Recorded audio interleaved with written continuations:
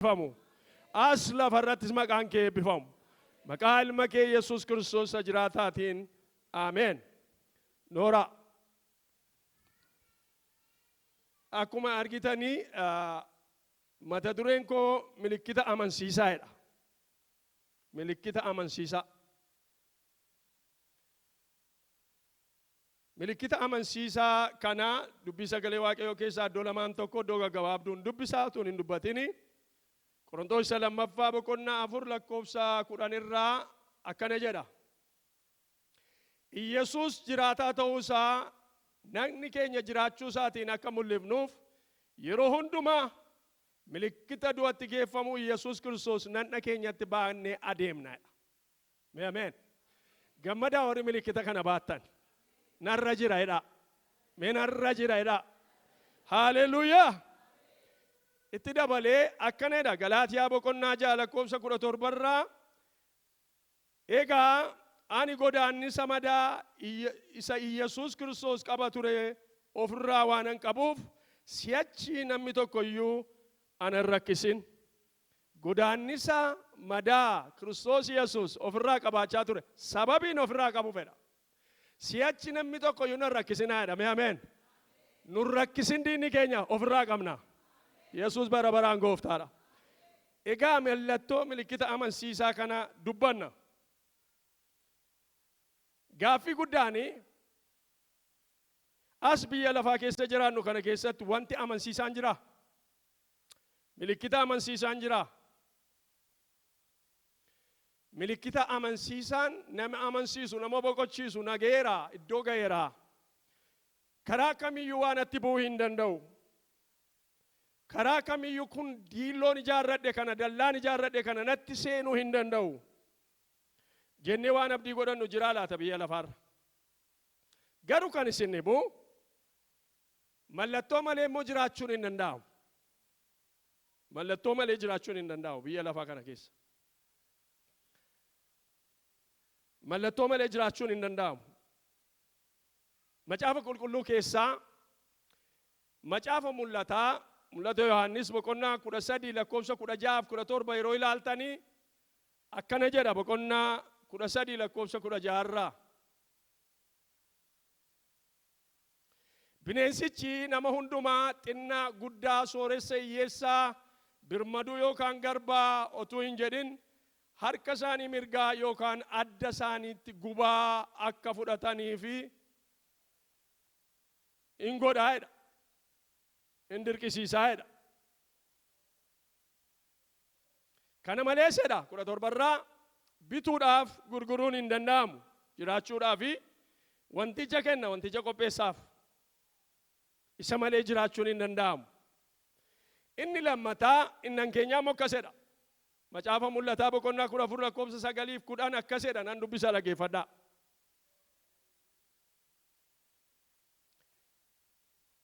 Milikkita yookaan mallattoo bineensichaa namni fudhate bifa fakkeenyaa sanatti yoo sagade gubaa sanas harkasaa yookaan adda isaa irratti yoo fudhatee fi fuula hoolichaa duratti ibidda dhagaatiin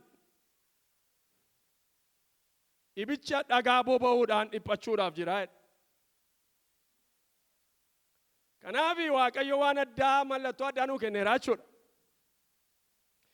Erga diinni suni bituudhaaf gurguruudhaaf dirqamaan yookaanis jaalalaan barsiisuudhaan hawachuudhaan ofitti qabuudhaaf salphaadha jechuudhaan waan baay'ee nama seenaa salphaadha. Mana baankii yeroo dhattanii iddoo isin callumettanii fuula keessanitti agarsiistanii namichi waa isinitti qabee ID gashiin hin jiru maal gashiin hin jiru birrii keessa luqqifatanii sokkatan jira ija keessa irra saabite. Telefoona keessan banachuu barbaaddan duru paaswoordii irraanfannee ni rakkanna amma fuulatti qabnee banna. Iddoo hojii yeroo dhattanii balballi ofiin isinii banama. Salphaadha. Waan ija hin qabne salphaadha. Maal Simonoroo namni jedhamu akkas jedhe gireeppii yeroo nyaattanii inni ija qabu baay'ee diskomfoortii nama godhaa. Maaliif tuttufuun jira dhaqanii gatuun jira. Ija qaba sababii ta'eef nama rakkisa. Waan ija qabu nama rakkisa. waan bor biqilu nama rakkisa, waan bor iddoo ga'u nama rakkisa. Saabiteef inni ija hin qabne kuni addana kaawwattaniitu jedha. Konkolaataa keessa noofaama alanfachaa deemtu waan tuufan isin qabu. Komforti namaa kenna. Kanaaf yeroo suuqii dhaqxan seedlessii bittu jedhe. Isa ija hin qabne bittu jedhe. Isa ija hin qabnetu nama koorsa. Isa ija hin qabnetu yeroo namaan nyaatu. Isa ija hin qabnetu nama rakkisu. Isa ija hin qabne diskomforti nama hin godhu. Kanaaf achi naqattan waan irraa gattan hin qabdan. Laastikii keessan booddee gattu malee waan gatamu, waan tufamu, waan lafa bu'u, waan biqilu, waan egerii hin jiru. Waan egerii hin jiru. Kanaaf egaa sodaan biyya lafaa kun amma si'ana akkuma beektan jijjiiramni qilleensaa dubbii cimaadha. Jibbaan waraanni biyya lafaa keessatti dhiigni dhangala'u yaaddoo keessa nama gateera. Dinagdeen kolaapsi gochuudhaan baduudhaan namni akkuma beektan waa'ee dinagdee biyya keenya sababii beektaniif baay'ee isaa asirratti lalabuun hin barbaachisu. Amma namni kosii funaanee nyaatutti ga'eera biyyi lafaa. Nama baay'eetu biyya lafaarraa beela'aadha. Dhukkubii akkuma isin beektanii dhukkubii qoricha qabus dhukkubii qoricha hin qabnes biyya lafaa gadachaa haaraan dhufa akka jiru. Vaayirasiin adda addaa. Isa tokko keessa dabarree amma immoo haaraan dhufeedha. Amma koovidiin erga darbee waggaa amma kana keessa haaraan dhufeedhan. Dhukkubii nama gadachaa jira. Goolii uumuun yookaan terrorizimiin jedhan biyya lafaa raasaa'eera. Seera Waaqayyoo malee jiraachuun nama garatti waamnu dhabuun namooyyuu. Amma rakkina keessa linneem. Nama isinitti dhufe isheedhaa isaa ittanii waamuudhaaf seeratti dhiyaachuu dandeessu sababii ta'e baay'ee rakkisaadha. Maal siin jedhu ittanii gaafattu. Namichuma akka koo mataan irraa molate, namichuma akka koo argitan kana maal siin jedhu ittu. Obbo baluuf adde baluun rakkina lafa ta'etti irraa jechuudha. Amma seera Waaqayyoo malee jiraachuu. Bara si'anaa namni akka adda addaatti of duukaa nama buusa faaloowersiin qabeedha. Nama miliyoonii 2 miliyoonii 3 qaba. Si'a tokko yeroon hadhaatti gadhiisu warri isa duukaa bu'an isa dhugu ta'ani. Seera jijjiiruunis kan biyya lafaa jira. Kan Waaqayyoo duwwaa mini. Amma si'ana instituushinii otoo hin ta'ini nama humna qabu, nama aangoo qabu, nama waan sasalphaa akkasii nu dhiyeessuu danda'utu biyya lafaa bita. Amma Ilaan Maaskiin falaaluu dandeessu. Konstituushinii waan barbaadan overnightii jijjiiruu danda'u. Waan duudhaa biyya kana, waan biyyi kun lafa kaa'ate, waan ittiin bulan namni humna qabu ka'ee jijjiiruu danda'a. Diigamsi maatii jira, maatiin diigamaa jira, namni wal qalaa jira, ijoolleen babbadaa jiru, ijoolleef warri waliin dhaga'ani. Nama waan jennee wajjin jiraannu wal dhaalaa irra. Safaringii kana geera. Yeroo kana mallattoon hin barbaachisu re'am. Addaddummaan hin barbaachisu.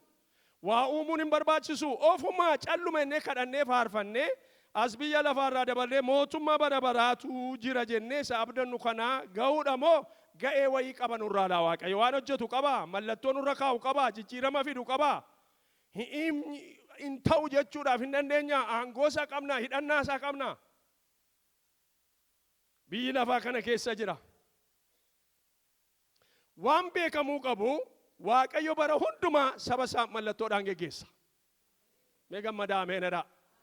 Yesuus bara baraan gooftaadha. Dinagdeen isaa akka barbaade haa ta'u, gadhiisii haa ta'u, namni walii haa wallaalu, namni bineensa haa ta'u.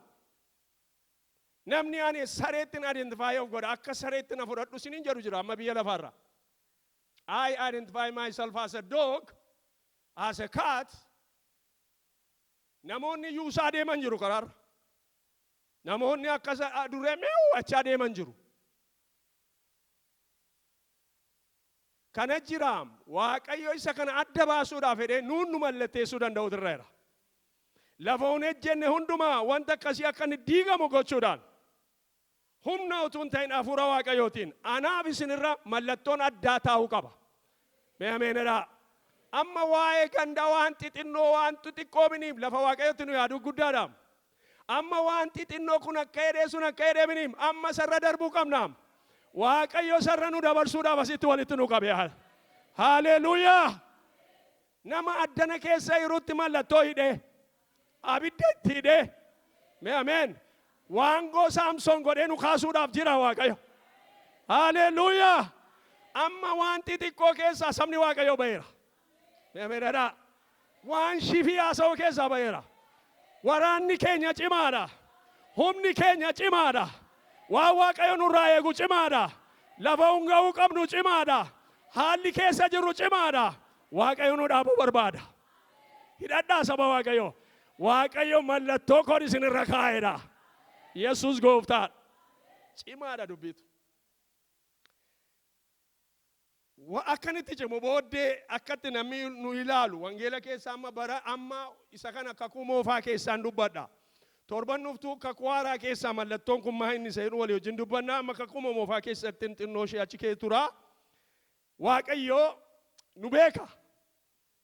Ameen. Nu beeka. Waaqayyo lafa inni itti nu eegu baay'ee fagoodha.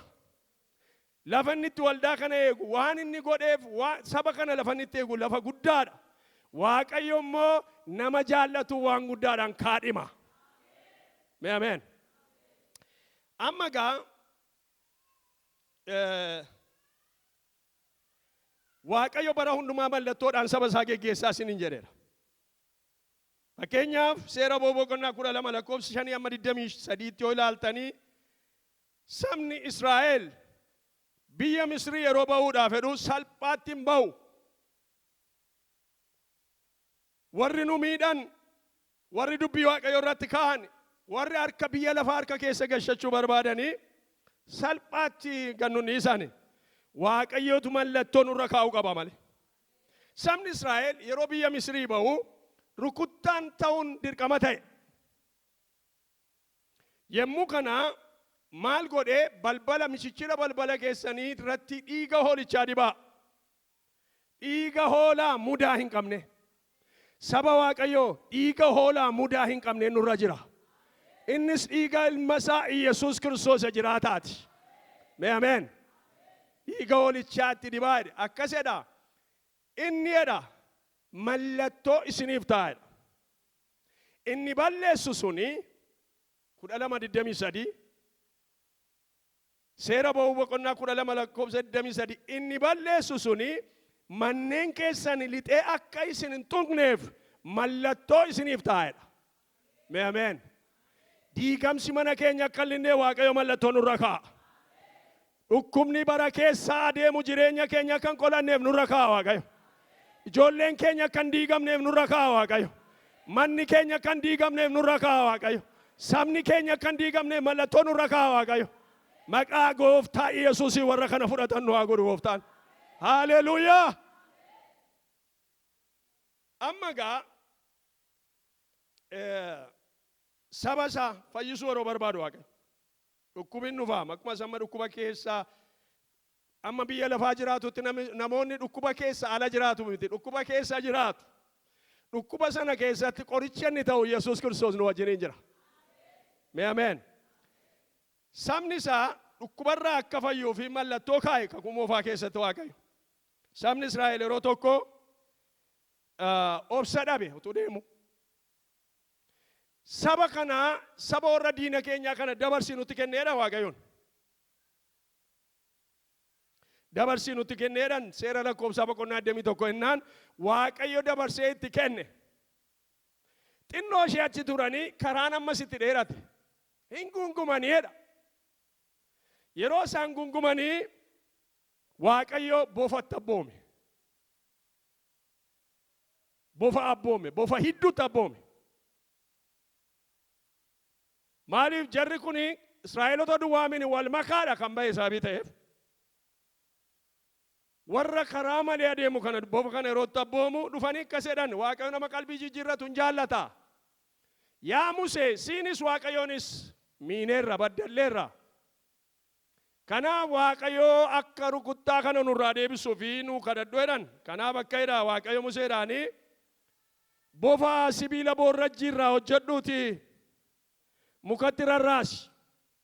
Namni boficha argu warri bofa sanaan hiddamanii hin fayyu jedhe. Argitaniitu gaaddidduusa. Bofichi achitti fannisi warri boficha argan hin fayyu jedhe. Waan arganii fayyaniif kakuu moofaa keessa kaa'eera. Maal laatanni bara sana? Sabi sun bofa argee fayyeme. Sabi sun mallattoo argee fayyeme.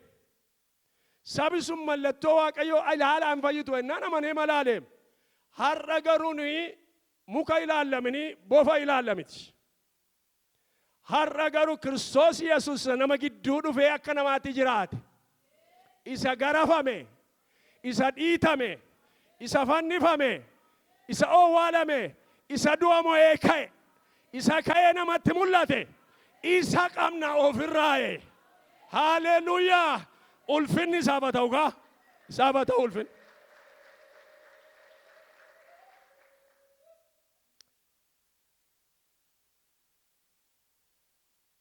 Yeroo diinni bambanu biyya lafaa yeroo jirru kiristaanota yeroo taanu waraansa baay'ee jira. Ameerikaa keessa irraan malee namoonni irra bulluqa keessaa lixanii akka bara poolikaarpii fa'aa duwwaamini ammayyuu ta'a. Biyya Chaayinaa keessatti, biyya Naayijeeriyaa keessatti, biyya adda addaa keessatti amantii isaanii fi nanni isaanii ciccitaa kan jiru. Seenaa durii mini. Seenaan kiristaanummaa seenaa durii mini, seenaa har'aati. Kaleessa ariisaa tureedhaan arras jira. Kaleessa du'u tureedhaan arras du'aa jira. Kaleessa of kennuu jireedhaan arras of kennaa jira. Kaleessa amanamanii bulluqa lixuu jira arras lixaa jiru. Kaleessa gorra'amaa turan arras hin gorra'amu. Sababiin isaa dubbicha dhugaadha. Dhugaan immoo karaatti cufa biyyi lafaa. Maqaa Iyesuus Kiristoosiin dhugaa kana keessa Waaqayyo nu haa jiraachisu. Ameen. Kanaaf warri dhaqanii warri Israa'elii gosa qabu yeroodhaaf jiraachuu fedhanii gosi Efreem dhaqanii warra Sooriyaa hojii walii galan. Yihuudaadhaa Waaqayyo kakateera. Yeroo walii galaniidha. Ahaaz namni jedhamu mootiin Yihuudaadha. Yeroo firrisaa fi yeroo warri Sooriyaa warri diinaa walii galanitti dhufan obboleessa keessa irra saabii ta'eef akka muka caakkaa keessa qilleensi raasu mootiin Yihuudaa Ahaaz raafameedha. Raafameedha. Nama raasa. Akkasittiin jedha. Isaayaas boqonnaa 7 lakkoofsa 11 irraa yaa Isaayaas dhaqiitii Ahaaziin milikkita Waaqayyo gooftaa kee irraa gaafadhu siin jedha ennaan anoon gaafadhu. Rakkisu jedhe. Kanaaf har'a milikkita gaafadhaa balaa keessa jirru keessaa Waaqayyo nu baasa. Ameen. Har'a immoo Fiqiruu takka jedha anas dabalatee yaa saba Waaqayyo dubbichi hamaadha sababii ta'e mallattoo sana fudhadhaa. Innis karaa nu argisiisa. Isaayaas gaafa sana Ahaaziin akka jedha saba Israa'eliin akka jedha. Har'a immoo ana luba caalaa luba magarsaa isin ergamoota lallabdoota faarfattoota jedha. Barichi hamaadha. Barichi ilkaan baafatee adeema. Ijoolleetti ilkaan baafata, jaartitti ilkaan baafata, jaarsatti ilkaan baafata. Barichi harka namaatti nu galchuudhaaf adeema. Warra horii qaban, warra miidiyaa qaban, warra jireenya qaban, warra nama diiguu danda'an, warra horii isaanii kennanii dhiira dubartii dhiiratti jijjiiranii, warra fandii godhan, warra mana diiguudhaaf fandii godhan horii kennan, warra ijoollee diiguudhaaf fandii godhan horii kennan, warra akkasii qaba biyyi lafaa. Aniif isin garuu Kiristoos Yesuus ilma Waaqayyoo qabna. Kennaa ulfina Waaqayyoodhaaf harkaan laannu. Haleluyaa. Jennaan akka jedhe 7:14 irraa Waaqayyoo gooftaan matuma isaatii mallattoo siif hin kennaa. Inni dee namichi garaa jabaate mallattoo fudhachuu. Waaqayyo ofii isaatiin mallattoo siif hin kennaa. Durbiin ulfoofti ilma sindeessi maqaa isaas Amaanu'el jettee hin moggaafti. Amaanu'el jechuun immoo Waaqayyo nu wajjin jechuudha. Ameen. Waaqayyo dhukkubaarraa saba isaa eeguudhaaf mallattoo kenneef. Waaqayyo dhukkubarraa hidda bofaarraa summiirraa hadhaarraa eeguudhaaf mallattoo kenne. Waaqayyo yeroo diinni dachee dhufe amma yeroo tokko of dhabduum. Of dhabduum eessa irraa jettu? Biyyi lafaa hundumtuutti naqaa jiraam. Amma kireedikaa kaashless soosaayiitiidha sababii ta'e. Akkuma durii yeroo darbeti nama tokkotu dargaggeessan illee xabumaa fedhe.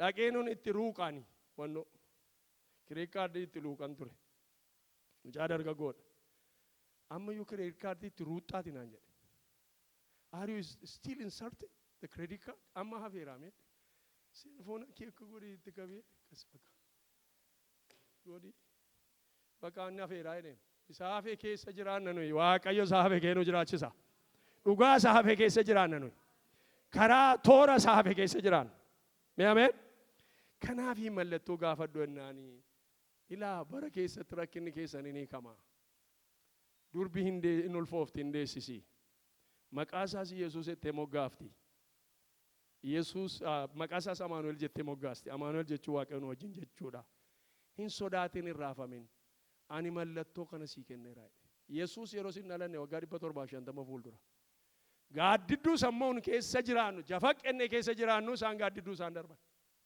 har'a garuu gaaddidduu min ifaan dabarra nuyi har'a garuu Yesuus nu wajjin hojjeta hafuura qulqulluutu hojjeta mee ameen dhukkufataan har'a muka laaluu nurra hin jiru Yesuus jireenya keenya irra waan kaa'ee qaba isa laalle fayyina Yesuus bara baraan gooftaan amma gara dubbisa isa duraatti yoon isin deebisee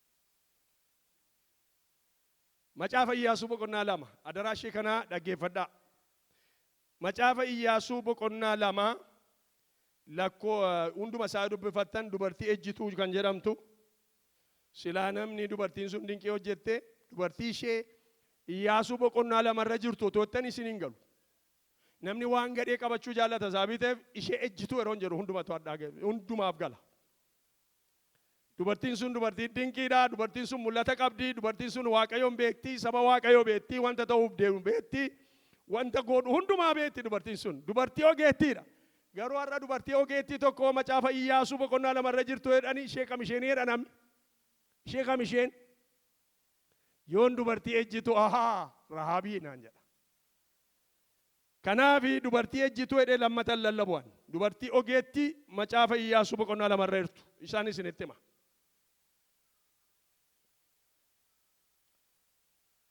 mucaa tokkotu Jimmaa yeroo barannu neersii ture neersummaa dhiisee mediikaal daaktarii galee eebbifamuu fedha waggaa 6ffaa 7ffaa irra jira mucaa isa neersii tokkotti hin jedhu gaaf tokko na bira dhufee amma yoomiitti maqaan kun na biraa naftoonaan jedhe sirii galeera inni maqatti of biraa hambisuudhaaf barataam gaafa inni giraajuweetii godhuus namoonni warri durbee kan mucaa isa neersii dhufeedhu inni dooktariidha bara maqaan Rahaab dubartii ogeettiidha inni dubartoonni arga rukutaamaa inni namni maqaa bade yeroo maqaa tolu akkaataa ogummaa ishee isinitti qabxii 2-3 argisiisuu fedheen akkasi dubartiin kun maal hubatte laata isin jette gaadduutu mana ishee dhaqe Iyyaasuutu erge Iyaarikoo dhaqii dhaqaa ilaalaa jedhe akkuma waaqayyo jedhee dhaqaa ilaalaa jedhe deebi'aa kottaa saba kanatti himaa jedhe garaa saba kanaa jajjabeessaa jedhe waaqayyo silaan sobuu namni immoo hin amanu sababii ta'eef ijaan yoo arge amanaa dhaqaa ijaan argaa kottaa sabatti himaa jedhe yeroo dhaqanii gootonni dhaqanii waa ilaaluu dhaqanii mana dubartiin amma jedhu dubartii ogeettii kanaatti of argan maal hubatte dubartiin qabxii 3 qaba daraa naa qabadhaa inni tokkoffaan Israa'eloonni sabni waaqayyoo sabni kakuu waan inni ofirratti arguu dhabe amma yeroo addana teenyu waan baay'ee ofirratti hin arginu ta'a garuu sooressa akka keenyaan jiru intensive care keessan jirru sooressa akka keenyaan jiru ameen oksiijinii isaa namni namaa kennu fudhachaa hin jiru sooressa akka keenyaan jiru ameen warri sun cubbuu qabu nutu isaan caala jechuu koomini ayyaana waaqayyo nu baay'atee nu sooressa ameen miilli keenya deemee as ga'e sammuun keenya hin yaada harki keenya hin hojjeta obboleessa keenya obboleettii keenya kunoo irlaan faarfanna hin lallabna kunoo jirra walii keenyaaf sooressa akka keenyaan jiru sabni waaqayyo sabni Israa'el sabni kakuu waaqayyo kakateefi Kana'aanitti isin gasha jedhee kakuu meeqattime dhagaa kee bishaan obaasee mannaa waaqarraa fuudhee galaana diimaa gargar kutee Yordaanosiin gargar hiree amma Iyaarikoo biraan ga'e sirriitti of hin hubanne. Dubartiin kun garuu akkasitti.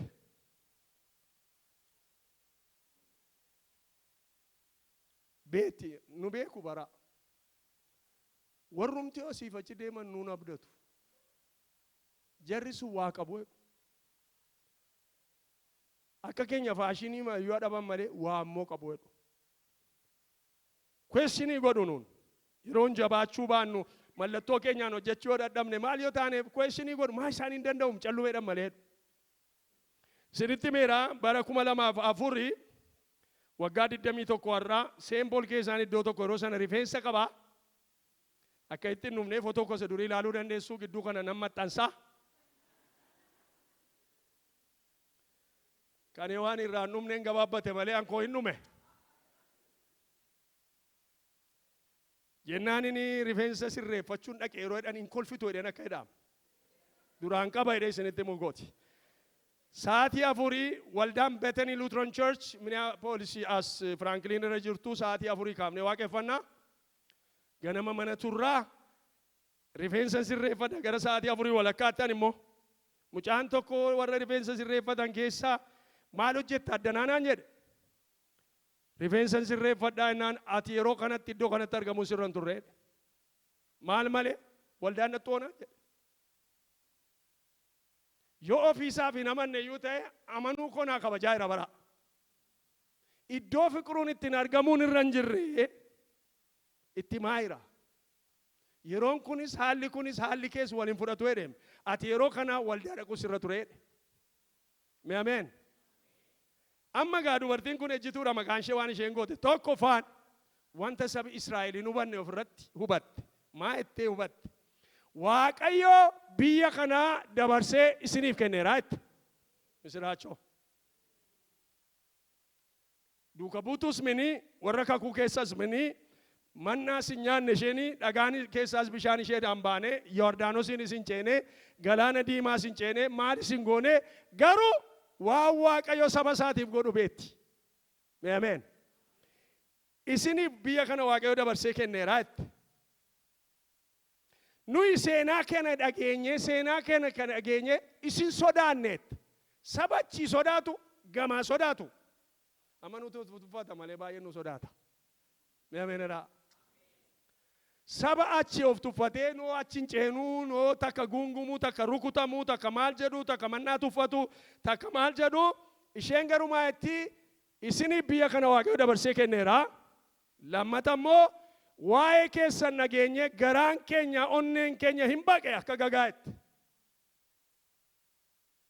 Downtown uptown yeroo dhannu du'agayii yeroo dhannu lafa cidhaa yeroo dhannu hiriyaa gidduu yeroo dhannu isa garaa namaa baqsu qabna nuyi. Jabaadhaa meenaraa. Iddoo hojiitti isa garaa namaa baqsu qabna. Fuula diinaatti fuula hospitaalaatti eessa yeroo dhattan isa garaa namaa baqsu qabna. Sababiinsaa waa'ee keessan seenaa keessan dhageenye Waaqayyo akkamittiin akkasin geggeesse dhageenye waa'ee keessan dhageenye seenaa kana yeroo dhageenyu garaan keenya onneen keenya akka gagaa baqeetti. Warra akka gagaa baqsan. Namatti hin tolu. Warra akka gagaa baqsan. Inni lammataa oolmaa Waaqayyo. Akka itti dubartiin Waaqayyo waan inni galaana diimaa godheetti. Akkamittiin akka inni fuula keessan duraa galaana diimaa tarsaasee sin ceesise. Mootota Amaarotaa immoo waan inni godhe sin fuulduraa. Dhageenye irraatti. Informationii qabnaa itti. Otuma ejjinuyyuu informationii qabnaa itti. Otuma gadi ilaalamnuyyuu informationii qabnaa itti.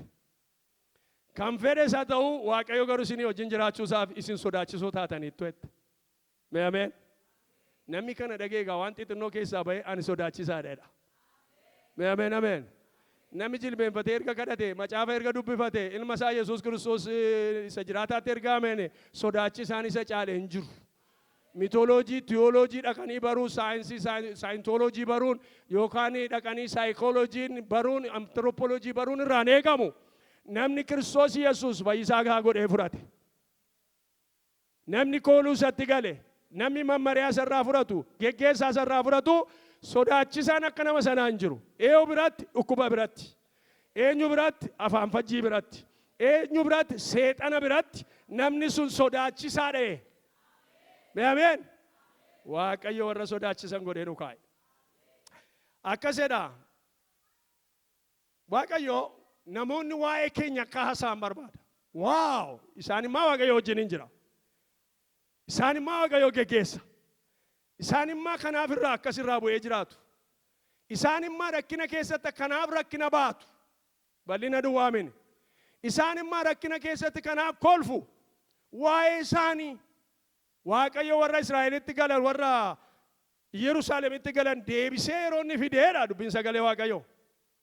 Faarsaa 126 namoonni Waaqayyo waan guddaa isaaniif godhe jedhanii odeessanidha. Odeessanii waa'ee keenya Waaqayyo namni mee ameenidha. Inni gamaa odeessu, inni gamanaa odeessu, inni nu keessaa odeessu mallattoo amansiisaan nurra jira. Maaloo namni tokko gorsumti xixinnoon illee amma haadhi manaa koo beetti konkolaataa oofne iddoo tokko roodhannu eessan dhaabalaadhee yaaddawan. Kana ergaa tokkotu nama tokko natti dubbatame jechuudha. Sentitti nima. Anamma cidha siyoon naqee lafa hojii siyoon naqee addana siyoon dhufee konkolaataa eessan dhaabalaadhee yaaddaa oofaan dhufu. Dubartii tokko naqee haa kute kana. Akkanaan jette adiidha wajjiniin hojjenna. Yeroo konkolaataa ooffattee iddoo tokko dhattu just hoppiidhaan guutamiiti there will be some place iddoon dhaabu tokko uma jira deemiyetti. Nana manees yaaddaan naqiniiti oofi calluma yerootti hidhattu uma argattaa naan jette. Amma erga gaafasii kun irra gara waggaa 14 ta'eera. Yeroo man naqu tokko ba'a. Mee ameenadha. Sini galeera.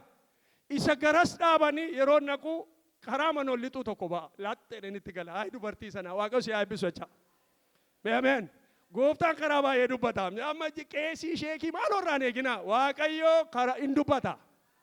Ammatti meera Yohaanitti yaaddeenii dhaqennaan akka koo namanne fakkaataa gaaffii hin dhabdi. Kanaafi anamma yeroon konkolaataa ofu akkuma nama iddoo kaa'ate reservid isa jedhan beektuni. Reservid gaaf tokko maalan godha abdii kanan na keessa jira nan dhabe nafattanuu hin seexanatu. Ani mose wal gahii cimaa tokko qaba daawuntaawunidha. Yeroon as ilaalee achi ilaalu duunaatti staappisa jedhutu jira. Lat godhen Waaqayyo dubbateeraadheen isarra dhaabe. Akka dhaabaa jechuu koo miti. Maaliif waan Waaqayyo namatti kenne malee abaluun ilaalaan namoota baay'ee bishaan of nyaachise. Yennaani poolisiin asin dhaabamu naan jedhe. Yennaan yoo dhaabe maalan taa'e naan tikeetii sii kennama yennaan dhimmi koo tikeetii caalaa dheen dhaabee mawlite. Namichi yeroo nuuf achuma dhaabata natti kolfeetu fudhadhuu deebi'ee ittiin buuneef. Akkas godhaa jechuu koo miniim amantii jechuu kooti malee. An akka sanatti namanee isin immoo akka dabiraatti amantu garuu akkasitti iyyaaddeenetti. Yeroo ooftee dhattu iyyaaddeen hin argattaa naan jedhe. Amma ammaa waggaa 14 dhabeen beeku iddoonnaaf. Fakkeenyi kun salphaa fakkaatti jireenya koo garuu jijjiirteetti.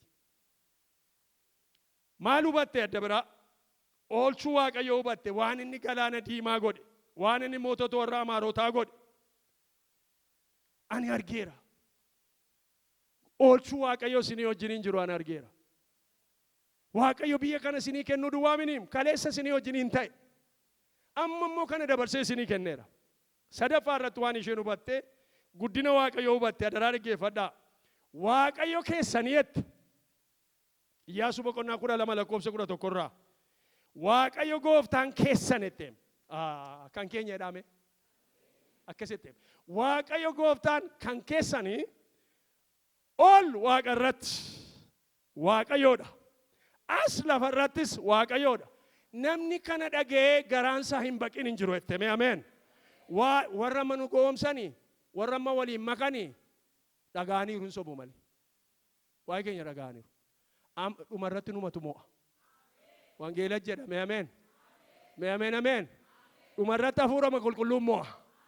Waraana sana hafuurama qulqulluun mo'a. Gidiraan jira hafuura qulqulluun mo'a. Sodaan jira hafuura qulqulluun mo'a. Jijjiirama qilleensaa jira hafuura qulqulluun mo'a. Dinaddeen nuraasaa hafuura qulqulluun mo'a. Mana diigamaa irraa Waaqayyooti ijaara deebisee. Yesus bara baraan gooftaadha. Kennaa ulfina Waaqayyoof nu wajjin jira Waaqayyo.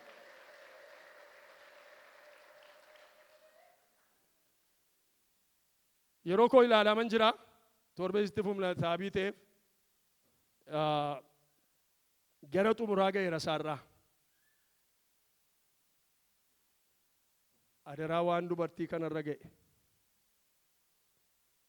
Achi teessee maqaa hin taane qabdi garuu waan garaa ishee keessa Waaqayyo kaa'een waan isheetiif ta'e Iyyaasuu boqonnaa 6 lakkoofsa 22-23 dubbifadhaa. Yeroo koo qusachuu fedhee hin dubbifadhu garuu achi keessaa cuunfee waan sadiin isinitti agarsiisa. Innis maalidhaa? Warra isheen beektuu itti ergeedha. Warri gaafas mana isheetii gaadan milikkita amansiisaa naa kennaa jennaan fo'a. Ilaa kana mana keetti dheedhanitti gananii deeman. Maalidhaan naarra? Karaa amma gannu buuste kanaa jedhan. Mootii biyya sanaa akka qabanii achitti namneef jetteetu isheen qooxii mana ishee irratti gashite. Karaa amma gannu buuste kana ilaa waan diimataa kana hidheedhan. Nutti hidhameera amma. Minatti hidhameera. Balaan yeroo dhufu adagaa du'i yeroo dhufu ilaalee darba. Me ilaalee darba jedhame. Kanaa jedhan qopheeffadheen illee ture torbeen fidee dhufa. Funyoosa isaanitti hidhan sana naa erganiiru. Kanaa jedhan asitti dhiiti yeroo ergamaan du'aa dhufu kana laalee bira darbaa jedhan. Garuu jedhan lubaa dhaggeeffadhu. Garuu jedhan namni mana kana keessa mallattoon kun isarra jirurraa gadi ba'ee alatti yoo miidhame keessaan qabnu jedhan. Alatti hidhame miidhamuu naa oolchuudha. Saba alatti, waldaa alatti, tajaajila alatti. Kana keessaa gadi ba'ee namni tokko alatti argamee yoo duutani gumaan keessan bilaashaa jedhan.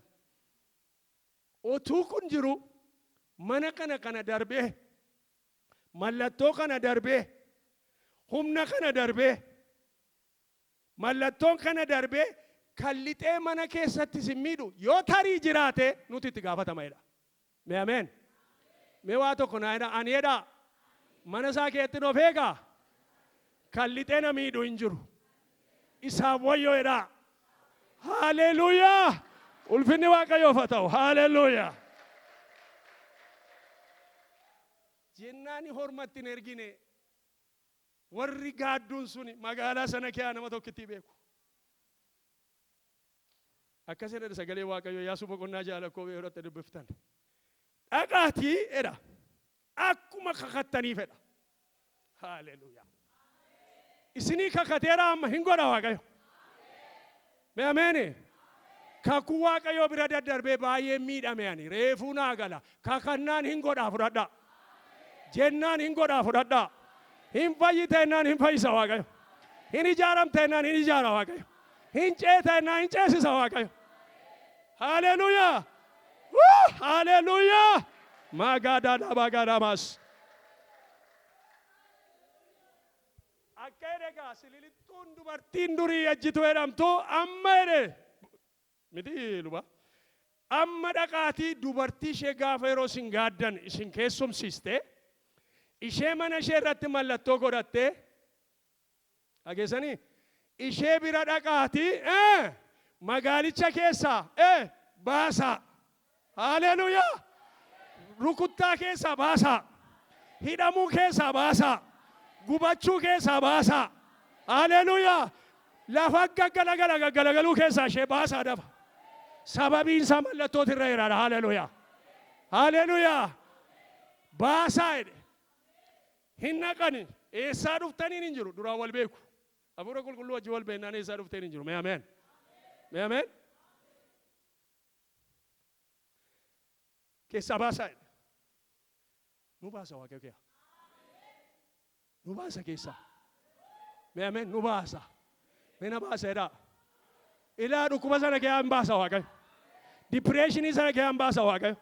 Qobummaa sana keessaa hin baasa Waaqayyo. Sammuu dhukkubfachuu sana keessaa hin baasa Waaqayyo. Abdii dhabuu kana keessaa hin baasa Waaqayyo.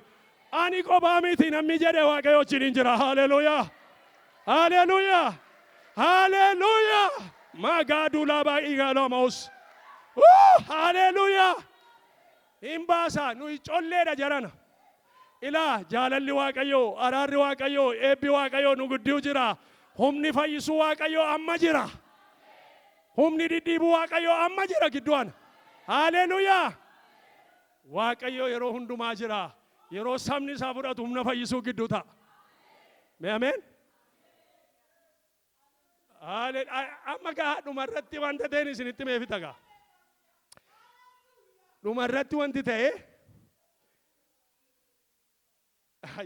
kana yeroon dubbadhu akkan itti gammadu dhaqaa baasaati jedhe Luba dhageessaa dhaqaati rakkina keessaa baasaati jedhe buufata Israa'el duuba kaa'aa jedhe. Haalleluuyaa. Dubartittiin maatiin ishee abbaan ishee eessumni ishee adaadaan ishee durbii ishee kan isaan du'anii erga Israa'el dhumee booddee ta'uutu irra jira. Maal godhaa jedhe Israa'el dhufeera qabachuudhaaf. Ameen. Isaan itti adeemaa jiru Yerikootti. Dubartittii fuudhaa dhaqaati isaan duuba kaa'aa jedhe. Protected. Ameen. Ani eegamaadha. Hafuurri waaqayyoo har'a waan itti himaam. Waan xixinnoo keessaa baane nuyi goota waaqayyooti.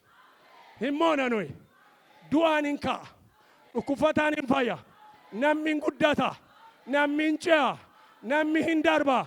Namni kana ofirratti mirkaneesse ani jira jedhu. Haalleluuyaa. Yesuus bara baraan gooftaadha. Yesuus gooftaadha. Anaan goototatu natti mul'ata. Yuuyyeen natti mul'atamini. Rakkataan natti mul'atamini. Dhukkufataan natti mul'atamini. Ani gootan argaa jira. Haalleluuyaa. Ameen. Ani gootatu natti mul'ata. Goota kan godhu immoo mallattoo ilma waaqayyoo Yesuus Kiristoos. Haalleluuyaa. Yesuus bara baraan gooftaadha. Amma gaa ilaa jiran. Amma yeroo deemuudhaaf awurooppilaaniidhaan ka'uuf jettanii gacii kanarraas hafuura baafachuudhaaf ol ka'uudhaaf. Duumessa isa waaqi addanoo nutti fakkeessa. Garaa waaqaa isuma fakkaatanii yeroo duumessi jiru. Duumessa gararraas nu deemsisuudhaaf. Ameen.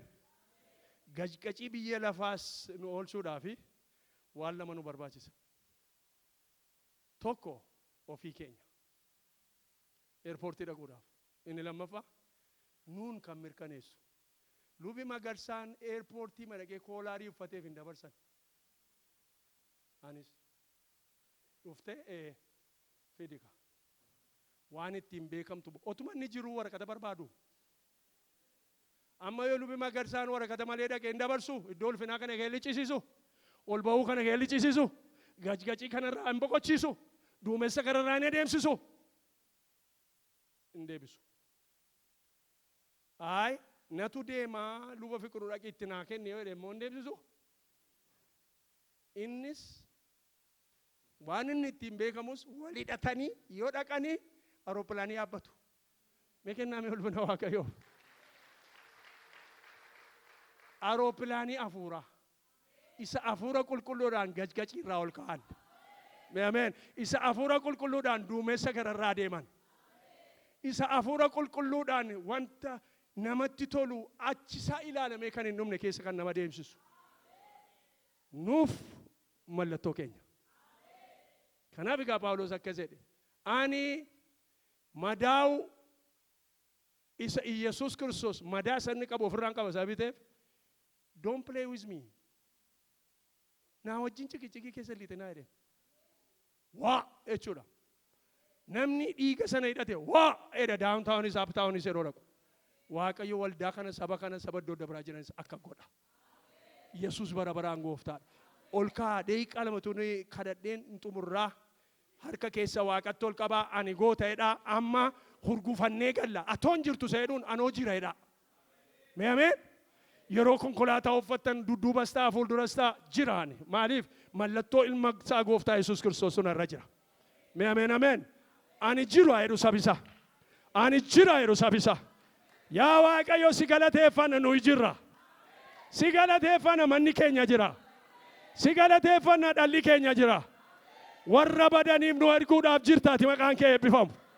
Haleluuyaa. Namni kana keessa jiru namni of tuffatu kan jiraan.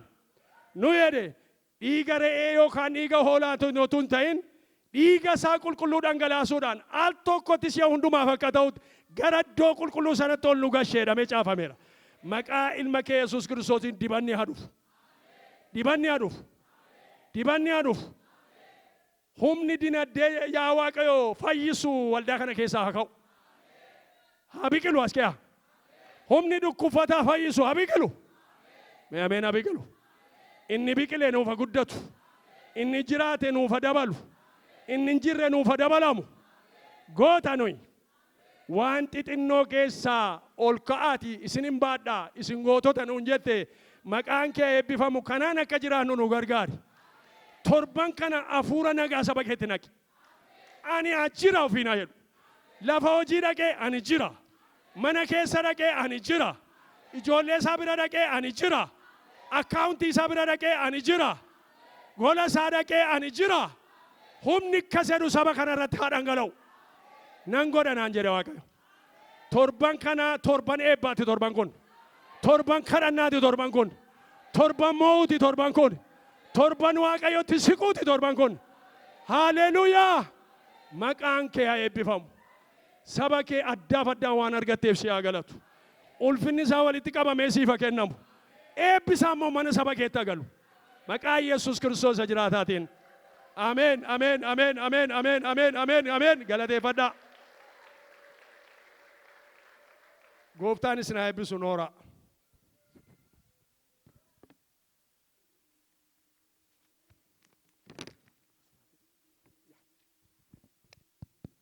Ifama. Maaligaas ol kaanii gattaa'uun gaariidhuma. Eebba sadhuma nan dagadhe anatu geggeessuun narra irraa. Isinitti hin toluu?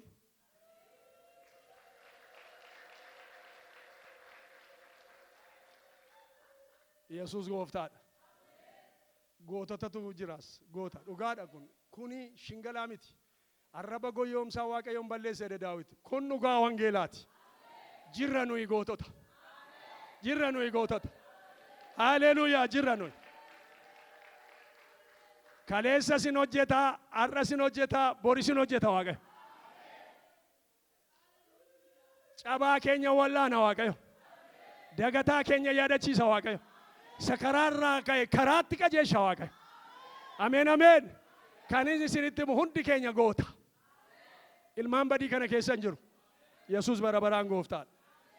Kadhataa gooftaan keenya Yesuus Kiristoos ergamoota barsiisee yaa abbaa keenya waaqarra kan jiraattu innee kadhanna walii wajjiniin.